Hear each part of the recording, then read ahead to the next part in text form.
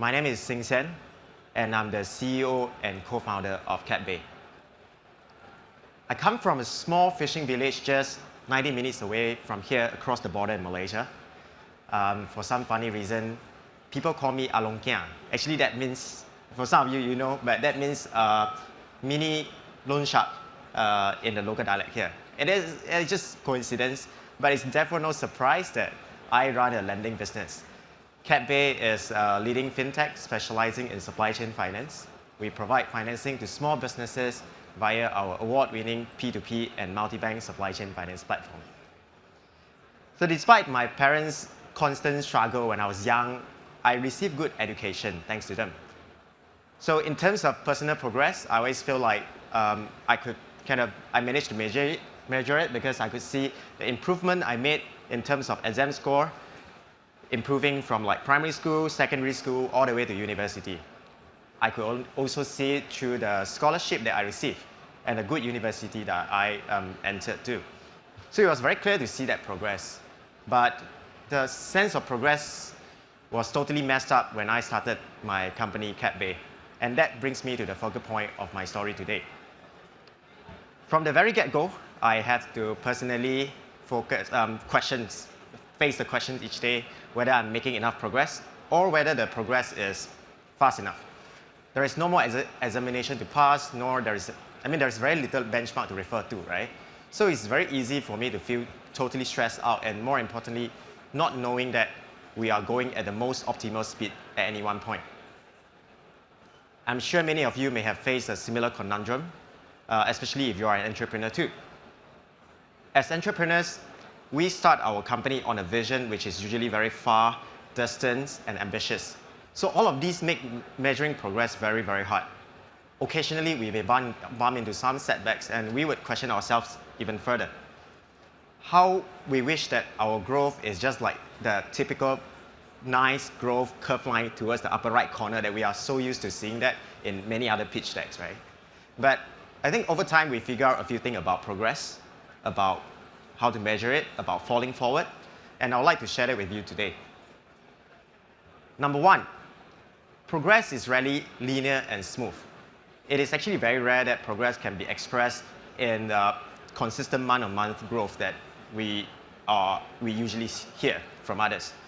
In fact, I think most of the time, progress comes from a few measured periods of growth and occasional breakthrough, and I just name it an elevator period.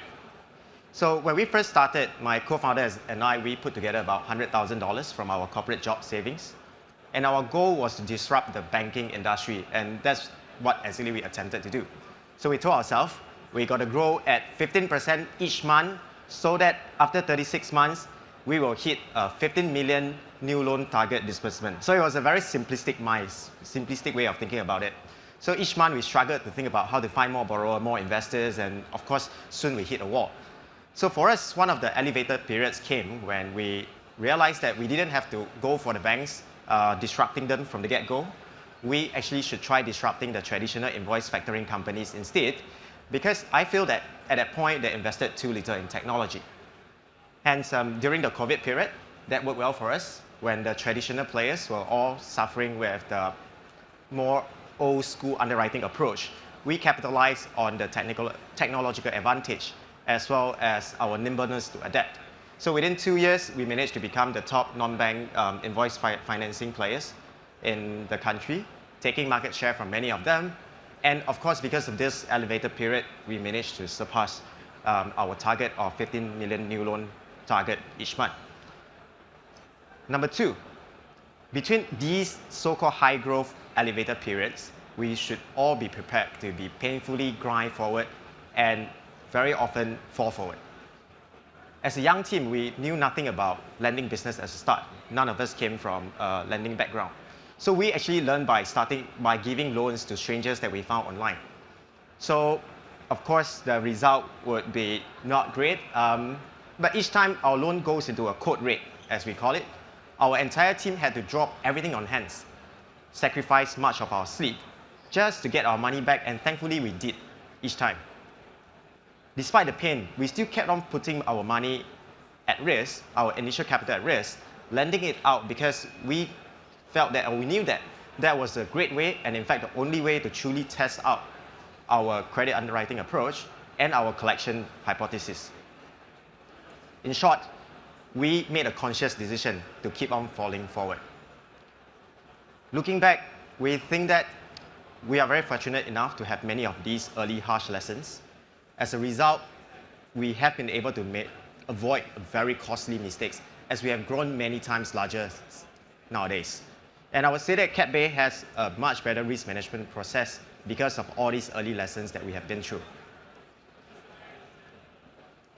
Number 3,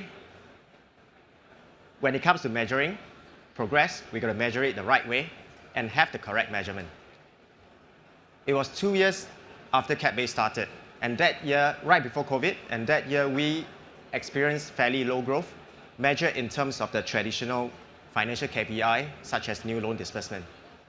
And this was because of our decision to improvise our risk model before we further expand our loan book. Because we asked ourselves, right, after all, it is really not that easy to give up money, right? The real challenges came from coming up with more smarter risk management approach powered by innovation. And without all this, if we were to go on and expand our loan book, we merely just have expanded our risk, and that's not a smart thing to do. So all these things sounds like a very simple principle, but actually it's not that easy to carry it out. Because of what? Because we have to resist what we call a perceived progress, a temptation of a perceived progress. Pressure from investors, external investors were very high. Our competitors were growing very fast, and it definitely seemed like we were falling behind. So we built the mental resilience by devising a different measure for ourselves, by asking ourselves, what do we really need to do? So we decided that our real specific role in the market, in the world, is actually not so much just about channeling more money to small businesses, but it is actually about building the financing infrastructure of tomorrow to enable smarter and more inclusive financing to businesses. So our role is an enabler. And this eventually became the mission statement for CapBay, and we have been measuring our progress ever since. As it turned out, despite not using the traditional financial metrics, we came out of the COVID pandemic with very little bad loans on our book, and also came up a lot stronger financially. Finally, number 4, it is actually not just about measuring forward, but measuring backwards is equally important. All of us are very used to measuring forward because that is just how we were taught. So we set goals, we plan for milestones, we tell ourselves that we want to grow our revenue 10 times every 2 years. So that's great, right? The issue is that we, or any entrepreneurs, myself included, like to set very high bars for ourselves. So therefore, we end up usually measuring the shortfall rather than the progress we have made. So that's actually very depressing. And yet, we constantly tell ourselves that we've got to shoot for the moon, because even if we fail, we will at least land among the stars. However, I think it's actually more important to measure backwards. In this case, we look at what we have achieved instead of focusing on the shortfall. We get to enjoy the progress, and we get a lot of insights on what actually made things work. And that also allows us to focus on our strength. Interestingly, when I measure backwards long enough, the growth curve of CapBay does look like the curved line towards the upper right corner. And everything else just became the small kinks on the curve. And I hope this serves as a constant reminder for me personally, and hopefully for everyone else, that no matter how big the challenge we face today, when we look back eventually, it is nothing more than the small kinks on that curve. Thank you very much for your time. Have a good day.